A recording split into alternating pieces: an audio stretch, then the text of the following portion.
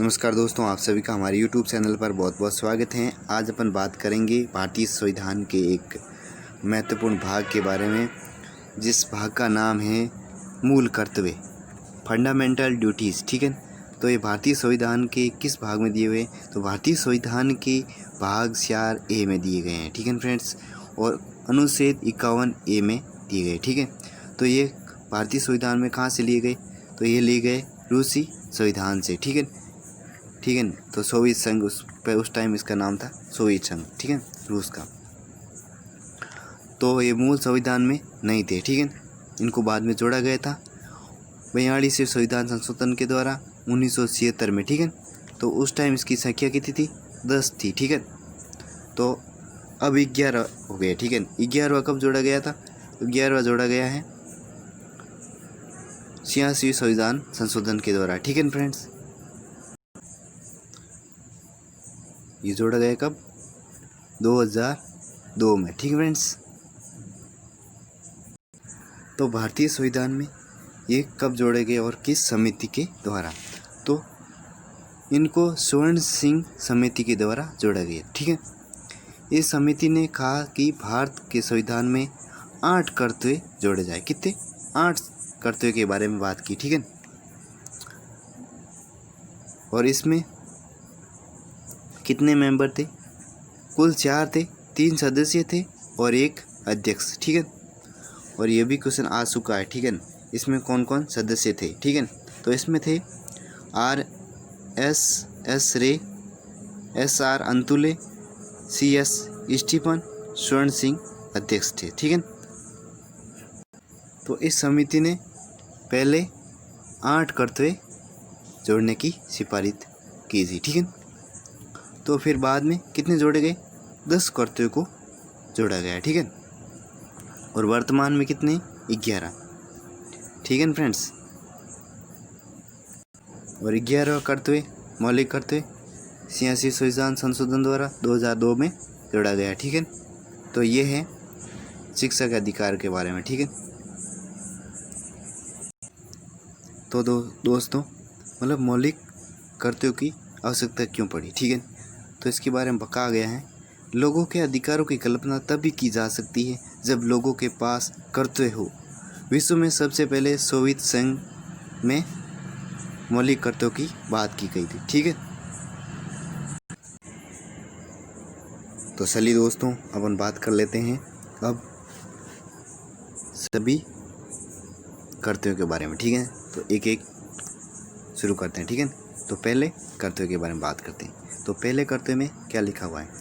तो संविधान का पालन करें और उसके आदर्शों, संस्थाओं, राष्ट्रध्वज और राष्ट्रगान का आदर करें। ठीक है, तो अपन का काम क्या है कि भाई राष्ट्र के जो आदर्श हैं और संस्थान हैं, ठीक है, और राष्ट्रध्वज है, राष्ट्रगान का आदर करना है। ठीक है, पहला काम अपन का ये है। ठीक है, इस प्रकार से अपन याद करें। नंबर 1 राष्ट्रध्वज, राष्ट्रगान का आदर करें। ठीक है, इस प्रकार से अपन याद रख सकते हैं। अब हम बात कर लेते हैं दूसरे कर्तव्य के बारे में। तो दूसरा क्या है?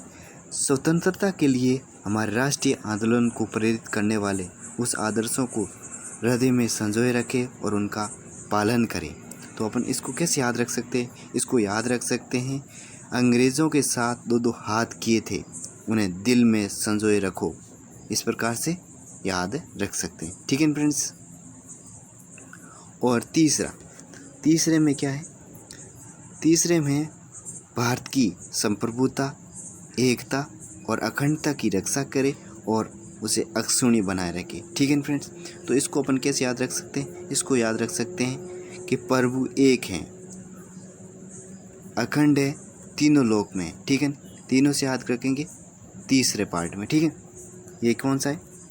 तीसरा भाग है। ठीक है, पार्ट है। तो प्रभु से संप्रभुता, एक से एकता, अखंड से अखंडता, ये क्वेश्चन IAS और RS में आ चुका है। ठीक है फ्रेंड्स, आप ध्यान रखना। अब अपन बात कर लेते हैं चौथे के बारे में। ठीक है, तो चौथा क्या है?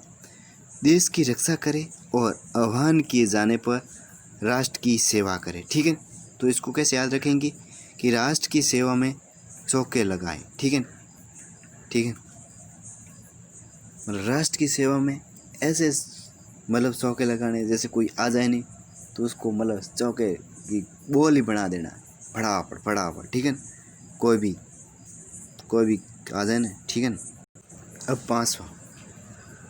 पांचवा है भारत के सभी लोगों में समरसता और सम्मान भातृत्व की भावना का निर्माण करे, जो पंथ, भाषा और प्रदेश या वर्ग पर आधारित सभी भेदभावों से परे हो।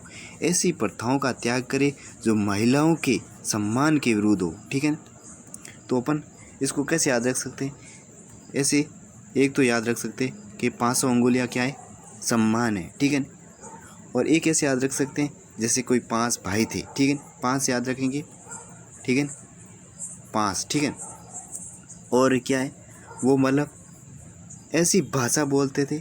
ठीक है, जो भेदभाव से बिल्कुल परे थी, और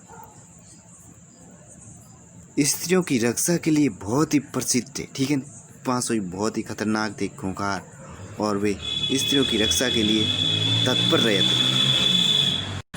अब अपन बात करते हैं छठे के बारे में। ठीक है, तो छठा कर्तव्य क्या है? हमारी सामाजिक संस्कृति की गौरवशाली परंपरा का महत्व समझे और उसका परिरक्षण करें। ठीक है, तो अपन इसको याद कर सकते हैं, या तो अपनी संस्कृति का सका लगाओ इस प्रकार से, और याद कर सकते हैं कि मतलब एक उपछठ त्यौहार होता है। ठीक है, तो उपछठ एक त्यौहार होता है, क्या है? एक संस्कृति का भाग है। ठीक है, तो ऐसे याद रख सकते हैं। ठीक है फ्रेंड्स, आई होप आपको समझ में आ रहा होगा।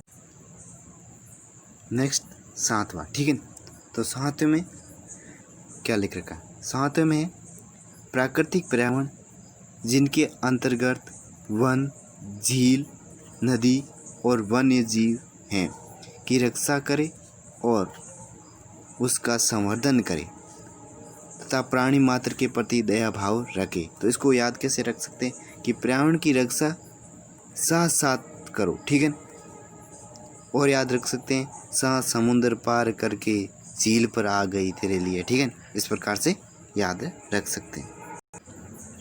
और इसके बाद में 8वां क्या कहता है? 8वां करते हैं वैज्ञानिक दृष्टिकोण, मानववाद और ज्ञानार्जन तथा सुधार की भावना का विकास करें। ठीक है, तो इसको अपन कैसे याद रख सकते हैं कि मानववाद में 8 मत रखो। ठीक है, मानववाद। ठीक है, इसमें मानववाद आ जाएगा। 8 से अपन क्या याद रखेंगे? भाग, ये कौन सा है? अपन का 8वां कर्तव्य। ठीक है,